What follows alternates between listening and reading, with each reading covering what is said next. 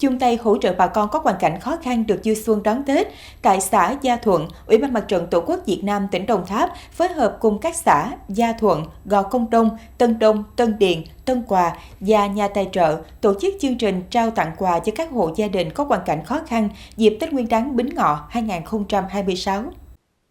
Chương trình được tổ chức vào ngày 25 tháng 1. Tại đây, các đơn vị đã trao 500 phần quà, gồm bánh và tiền mặt cho các hộ gia đình có hoàn cảnh khó khăn trên địa bàn các xã. Mỗi phần quà trị giá 600.000 đồng, tổng kinh phí là 300 triệu đồng do tập đoàn Vingroup, Quỹ Thiện Tâm Thành phố Hồ Chí Minh tài trợ. Cùng ngày tại chùa Phước Quang, Ủy ban Mặt trận Tổ quốc Việt Nam xã Gia Thuận cùng ban trị sự chùa và đơn vị tài trợ đã trao tặng 300 phần quà cho hộ nghèo, cận nghèo, hộ có hoàn cảnh khó khăn trên địa bàn xã. Mỗi phần quà gồm gạo và tiền mặt, tổng kinh phí 150 triệu đồng do công ty trách nhiệm hữu hạn đầu tư dịch vụ Thiên Phú Thành phố Hồ Chí Minh tài trợ.